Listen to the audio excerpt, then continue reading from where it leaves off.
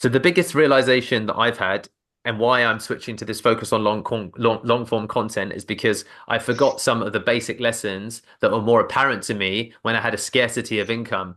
Because the scarcity of income forced me to use my intellect more to achieve results. And as soon as I've got my version of, let's call it roadman rich, right? A couple of hundred grand net in the bank. You know what I mean? Like roadman rich, not anything that's worth talking about to anyone who's got a real sense of what wealthy looks like. But that did cause me to become stupid.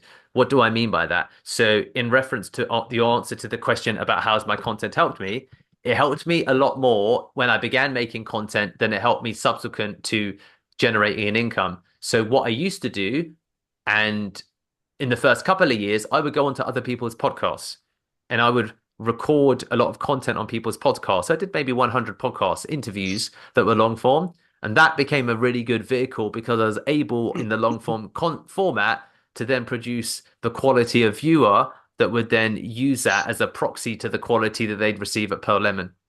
So that was what happened. But then what happened, and this is where Tim Olson talks about it in The Slight Edge, that one of the things that people often do is that once someone starts becoming successful, they immediately stop doing the very thing that made them successful in the first place because they read some Mm. fucking book like The E-Myth and think that they need to remove themselves from the business and become the guy who runs a system when actually the business is that's it's often almost always too premature and people haven't peeled back the layers of the onion and really understood how many layers there are to each and in every individual facet of the business. So I tried to remove myself when I had money. So I threw my roadman riches at the problem, and that meant I hired people to try and replace me. And then that also meant I stopped doing quality content. And then I started to optimize for the short view, which is how can I just grow my channel really quickly? How can I get some? So then I started to produce some. I found that cat videos of my cat worked better. And then I rationalized I'm going to do stuff about lifestyle design Mm. and this and that and different things. And then I stopped going on to other people's podcasts. So all my long form quality content eroded over time because it existed on other people's channels that have been pushed down the feed. And then my channel was the cat videos. So then I began to see a degradation of the value that was out in the public space on my YouTube channel. So now, literally right now, as I said, I've now since removed 80% of my content. If you just look at the timeline of my content on my channel, you'll see that there's like a 4 year gap or something like that.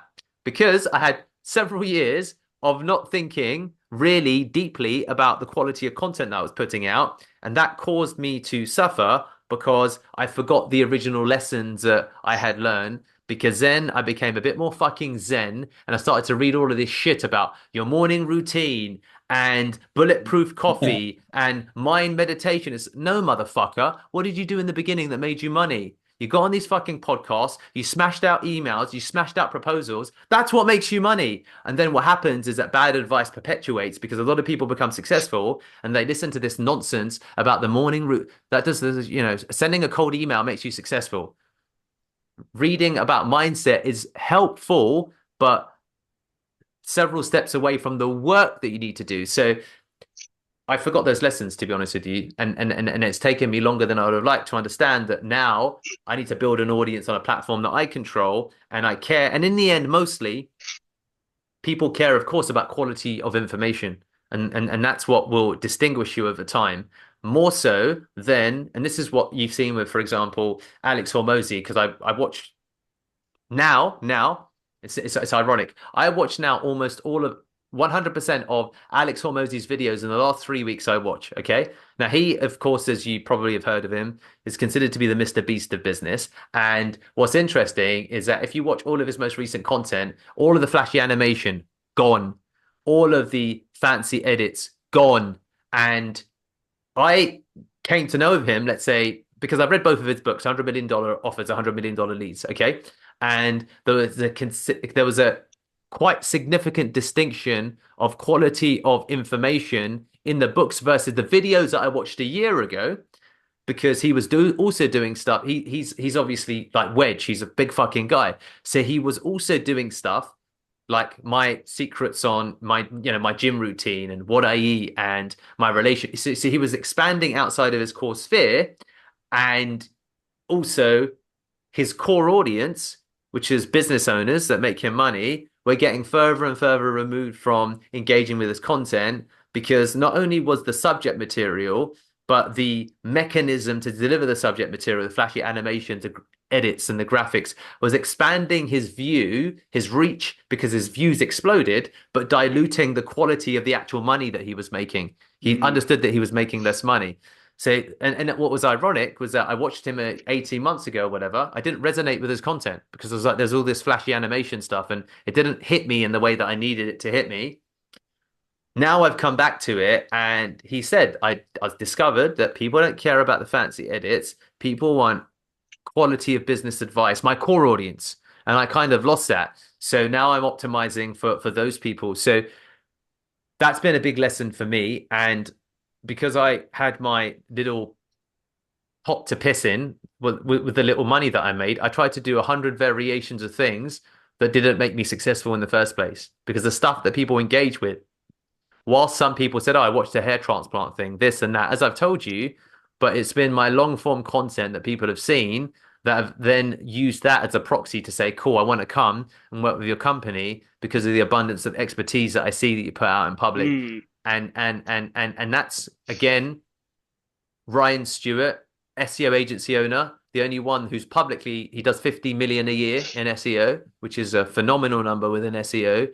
Then another guy, I forget his name, but he's another YouTube influencer. He released a video. He's up to 5 million a year in revenue. And the consistent theme across all of them, Hormozi, Ryan Stewart, and this third gentleman, I forget his name, is consistent production of high quality content over time will allow you to beat the market because everyone is optimizing or wants quality of course, service. And in order to produce quality of service, a good proxy for it anyway is quality of information that you put out online. Because the smart people like you will understand when content is regurgitated and content is derivative and content isn't bringing anything new to the table. You're within 2 videos, you'll be like, well, Deepak's just saying basically the same fucking shit. I've got 80% of the value in one of his videos. I don't watch him anymore.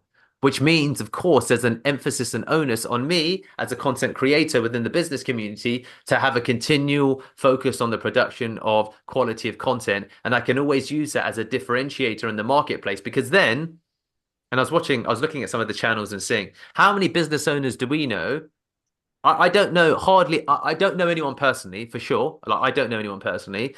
Professionally, there's a people that I see. But for example, how many business owners do any of us know that produce content that's high quality on their own channel? And again, I'm talking about quality of information, right? Quality of edit is a proxy for quality, of course, because you associate, but it's not the same thing. Does that make sense? Unless the vehicle that you're trying to deliver is that with video animation, which is totally different, right? Because then the medium is the mechanism, sorry, if you will, is the product. It's like look at these animations in line with the story, but it's an integral part of the product. Obviously, if you're a business owner, if you're a lead generation expert, your videos don't need any edits because that's not the thing that people are buying. That's not what they're so the guys that I'm seeing that do real well, Hormozi does it better than anyone else, of course, but he's consistently producing videos that are like 30 to 45 minutes long. Mm. Pure value. And I've watched, of course, you watch for 3 weeks. I've watched maybe 10, 12 of his videos, all more than 30 minutes. You have an expectation of diminishing value with anyone that you consume that volume of content, right? That's why you read 1 or 2 books from an influencer or whoever, and you kind of say, okay, I kind of got your point. And that's of course a function of a person's development. So as you know, Umesh, and I've done a really, really bad job of letting the world know I have actually gone through and continuously go through quite a heavy level of self-development, as you know. Like I do breathe it to a decent degree, but I've done a massively poor and improper job of communicating that with the world at large, if that makes sense. Which is why even now my team, and again, it's ironic, like my team, I've not. So I started on this. I messaged you yesterday, 2 days, whenever I messaged you, the last 48 hours, right? I started this journey with my team 2 weeks ago, and my team had said to me, Deepak, are you learning from a different source? Because you're telling us all this stuff. But I've been on this journey.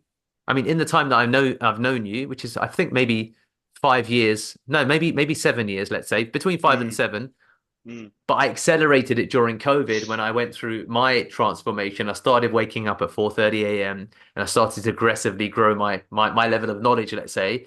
But I've done a Mm. shit job, mate, frankly, of putting that out in a format such as this Mm. and committing to that. And now and that's kind of my lesson that actually this video that we're producing now, this will be more timeless than anything else that I could add or put out online. Like, who gives a fuck about a fucking cat video? Or and also equally, and this is a part that time will tell, right? Because we all espouse the place where we're at, and inherently, I might, future Deepak might look at current Deepak and say, "You thought you knew what you were talking about, but you're being a bit of a dickhead because you didn't." But I am trying, but I am trying to optimize for timeless principles and I understand because I'm living it now. I'm trying to live it, let's say. I understand the importance of creating quality content as a emotional, internal, intrinsic principle in a way that I only paid lip service to previously because I didn't really do it. And that's why I'm trying to speak about and live my commitment that I want to make to myself. Because I would like to think that if someone stumbled upon this in a year from now, 2 years from now, 5 years from now, it would stand the test of time, if that makes sense. Because we're talking now about things that transcend. Planting seeds, isn't it?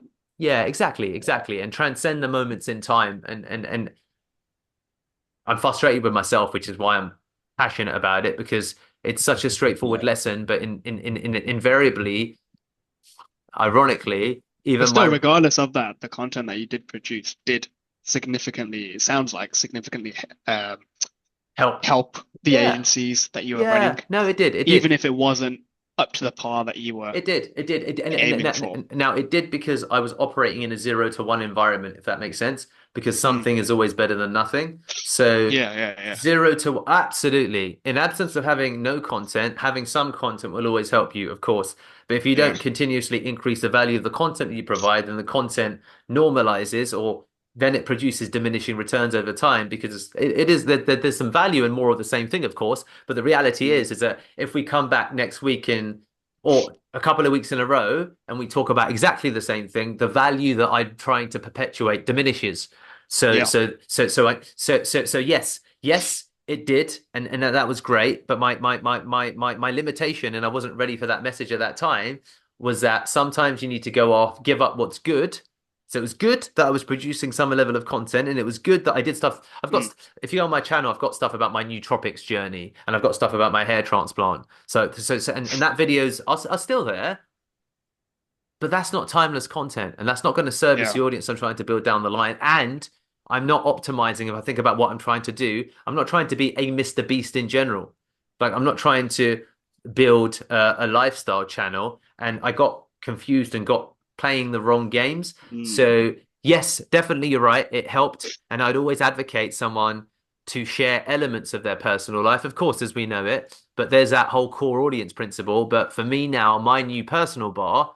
I saw one channel that I follow, and the guy has a 4 hour, 26-minute tutorial about everything you need to know about B2B lead generation.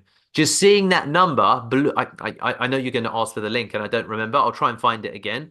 But I don't know how big his rev. I don't know those answers because this has just been my journey of looking at what other people are doing and how they're doing it. And if you want to be the Shakespeare of your niche, then you need to produce such a high quality of content that it remains timeless. And if you look at anything that stood the test of time, short form content is ephemeral. Long form content is with a few exceptions, let's say poetry, but even then it's not. But long form content tends to be long lasting, and of course that means you have to actually have the ability to produce long form content, which is hard. Mm. Really, it's hard. Like, how can I engage someone of Kurt Simpson's and Umesh Bart's level? How can I engage with your guys' level of ability and intelligence?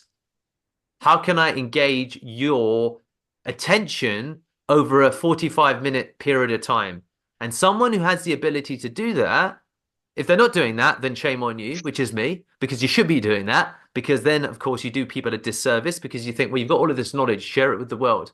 Because in sharing you learn, and in sharing you teach, And also, it just makes you, of course, a magnet for other people. So for me, for example, to get to the 5 million, $10 million guys, this is actually part of it because I, of course, raise Mm. my level of stock and my value and it helps my company. Because one guy was saying to me is that, Deepak, you've got these fucking cat videos on your channel.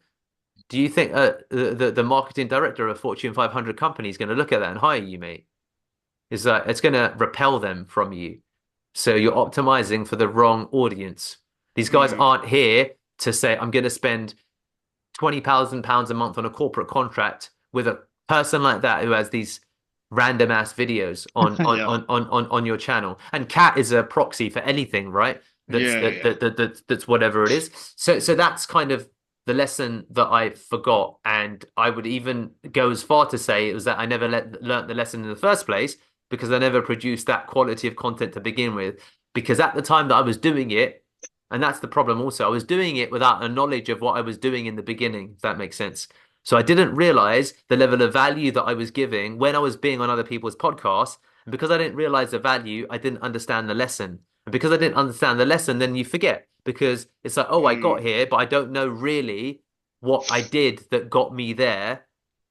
And that's sometimes a problem because of course you don't measure and you don't analyze, you don't learn. And I didn't realize it at the time, mate, if that makes sense. I was like, I didn't realize that I stopped doing these podcasts. I kind of just didn't notice. But I stopped doing them because I got tired of doing them. And I got tired of doing them because I didn't see or I didn't understand the value, the relational value that it builds. If and I mean it's so obviously it seems so simple in hindsight, but I think over the course of time, it's like, what do you want to be known for? How do you communicate that with the world? And are you making sure you're communicating that with the world? Because this content that we're doing right now here, recording live on this Zoom, I know this content is always going to help me no matter what I do. It's like, oh, cool. I believe in Deepak and the advice he has to give. So, coaching company, this company, like a business. So I would say also that, that can be part of your war cry. And if you're in a stage right now, and I think there's truth to it, that you don't know in 4 years from now if you're going to be in the cybersecurity space, if that makes sense, because you don't know. And I think that there's just, you're not spent enough time in game to know that that's what you're going to be doing. So then we go back to that whole kind of build your personal brand thing.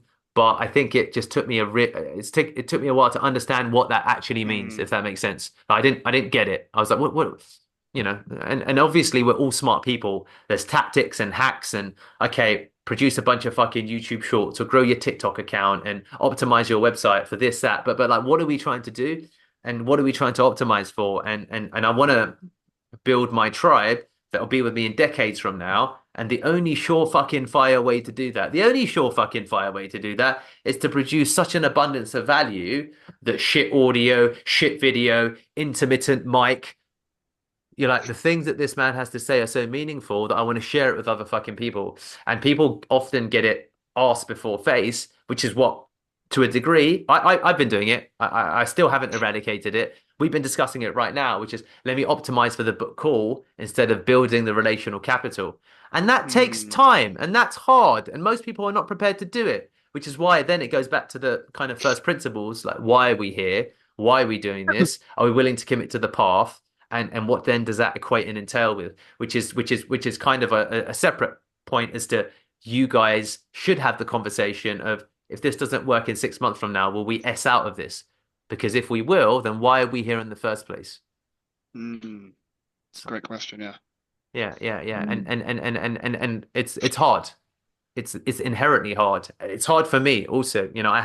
I face similar challenges with businesses that I'm diving into and stuff that I'm doing. And I say it to you also because I'm trying to instill some of these values in myself because it's not that I 100% fucking live everything, but I'm working on it and I want to try and get there. And I think that that's also, if you unpeel the layers of the onion, that sits even further to the base underneath the relational capital thing because it's useful to ask yourself the question, well, look, you know what, Kurt? You might say, look, we got some advice from Deepak. We think it's pretty good. We'll give it a crack. What if it doesn't work the first time around? What if it doesn't work the third time around? What if then we go to someone else and then we get another piece of advice and we're 4 months down the line, so that's January, and we've only got our one client. Do you think we'll still be here? Are you happy enough to be here? And if the answer is no, then someone else will beat you. So then it becomes a question of, well, what should we do? And obviously everyone needs cash to pay their bills, and that's important. So maybe you continue and you've got your clients. But I those are with like much like what I'm trying to do with this video, those are kind of timeless fucking questions. And they're difficult. So I don't know, Mm, mate. Not really thought about it, to be honest with you. We should probably think about it because otherwise 3 years might pass and we might be in a different yo-yo, same yo-yo. mm, You know, 12 months later, Deepak, we're trying, X lead gen or X paid media now. Now we're on a paid media vibe. Now we're on this hype. Now we're on that hype. And not that people need to figure out why we're really here always, but a function of course, the success is that going really deep on the process and that, because no doubt if you build the relational capital or you solve that problem and you start making money, obviously money will become a driver. But one of the things that I'm trying to unravel and trying to, I say get out of, but the agency space, as you know, Amish, has never fulfilled me. And that's an inherent problem that I have currently. So I have this agency. We do maybe 1 to 1.3, 1.4 mil, and that has it pays obviously my bills and it gives me a lifestyle. But what we're talking about now has nothing to do with agency stuff. We're talking about obviously life stuff, and clearly that's where my passion is. And mm, I'm in that same war as you guys are, if that makes sense. And maybe not, maybe not. That I've maybe hopefully opened up a door in your mind to give you broader consideration outside of the specifics to your niche. But I think that and that was one of the things that it's what 2024. I'm now beginning to think about because Daniela and I, Daniela's my wife, Kurt. We're thinking about children. I'm thinking about future, and I'm thinking in 10 years from now, for me, would I or would I not be happy saying I run a marketing agency? Does that connect with my values? The evidence suggests probably not, because we're here talking about this stuff, which has nothing to do with the agency. So then mm, practically, there's some hard questions that I need to face as well. So what are you really doing? And then that relates back to the whole principle. Sometimes you need to give up what's good to go after what's great. And again, that's why, questions like this I think are hard. And most people, for the most part, find this challenging, I think, which is where or when you see Andrew Tate's a good example of it, where once people have built or made their money, they get more introspective and they think about, the world at large and stuff and think mm, about their values. So yeah, this is why for many, many, many reasons, long form content is way more powerful because it gets you to these places and it can cause dramatic shifts within the work that you do. So mm, another practical example of it, of course, something that I learned from watching long form content was that Alex Hormozi looked back and said, look, if I could change one thing, and this might, hopefully this blows your mind because it blew my mind. He said, I would never build a business in a market where the customer is not inherently sticky because I have to just do so much work to keep the customer. So he said, if I could mm, do it all over again, I'd build a fucking accountancy business or do something where stickiness is inherently a part of the actual service provision itself. So lead generation yeah, yeah. as an No, you're industry right. isn't inherently sticky. So that all that effort and then customers, as soon as you have a 2 months where maybe the market runs sour, maybe obviously cybersecurity has got its own versions of moats. But if we go broader outside of that, lead generation isn't really there's people change marketing agencies like they change their fucking knickers, which is why we said, and you think about it more broadly, oh, October to May, great retention, or October to June. Other industries would be like, what? We keep our clients for 10 years. Like, what? Mm, Like, what? And Alex Hormozi says, if I could do it all over again, I'd begin with markets where customers just inherently have a huge resistance to leave. And that's where I go because it makes so many other problems so much easier, which is part of the reason mm, why I decided to start Pearl Lemon Accountants because I was like, oh, you mm, know what? What if I bring my skills that I do have over to an industry where people just tend to stay? Which is why we set up Pearl Lemon Accountants and it's growing quite quickly. And our customers require so much less to be happy. The market forces are so much cheaper. the delivery exists because there's lots of accountants that need work that don't market and sell, and people come into the mindset is so different as comparatively compared to marketing, if that makes sense. So nothing, man. That's it. These are just some of the additional thoughts I've had of late about life and my direction and focus. Apologies for the rant, but hopefully some of that is also useful as you think about your own careers. Mm. No, love it. Love it. Mm. No, Love you it. have that. Yeah, Yeah. yeah, You're uh, obviously older than us by like you're yeah, 37 now, right? Mhm. I'm 28, Kurt's 29, so it's always interesting to hear from someone who's older, like who has gone yeah, through way what we've ahead of gone us. through at our Yeah, age. Yeah, yeah, yeah. yeah, So yeah. I no, think, no, that is very interesting and insightful for us. yeah. Mm. Look, thank you guys. Appreciate you listening. And that's it. If that's it. Thank you.